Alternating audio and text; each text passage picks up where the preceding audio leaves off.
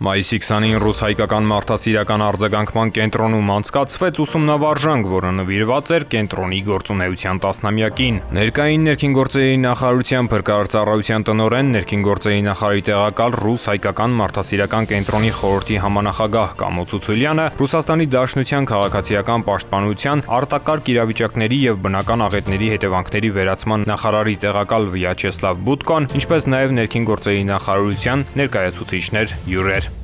Կամո Ցուցուլյանն ու Վյաչեսլավ Բուտկոն շրջայց կատարեցին օպերատիվ կառավարման բաժնում, ծանոթացան կենտրոնի տեխնիկական հագեցվածությանը, արագ արձագանքման կարողություններին եւ նորարարական լուծումներին։ Ցուցադրական վարժանքը արտակարգ իրավիճակների տարբեր սցենարներով էր՝ ավտովթար, պայթյուն, հրդեհ, արգելափակում շենքում, ականազերծում, քարաթափում եւ այլն։ Փրկարար ջոկատները օպերատիվորեն մարեցին հրդեհը, պարանային տեխնիկայի կիրառմամբ իրականացրեցին տուժածների տարհանում, իսկ բարձրադիր հատվածներում ցուցադրեցին մագլցման հմտություններ, ցուցաբերելով արագ եւ համակարգված արձագանք։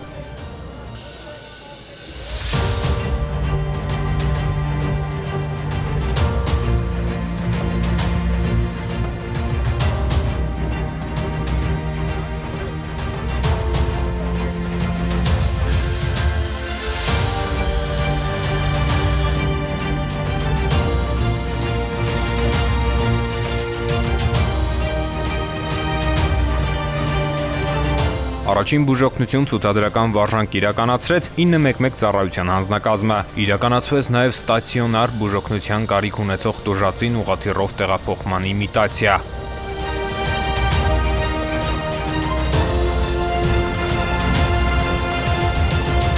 Կենտրոնի տարածքում ցուցադրվեց արտակարգ իրավիճակներում կիրառվող ավտոպարկը, հրշեջ, ջրափրկարարական, 911 առաջին բուժօգնության եւ այլ մասնագիտացված մեքենաներ։ Կամո Ցուցուլյանն ու Վյաչեսլավ Բուտկոն բարձր գնահատեցին կենտրոնի գործունեությունը, ընդգծելով համագործակցության, կուտակված փորձառության եւ արձագանքման արդյունավետ համակարգի կարեւորությունը։ Ավարտին Կամո Ցուցուլյանն ու Վյաչեսլավ Բուտկոն պատասխանեցին լրատվամիջոցների հարցերին։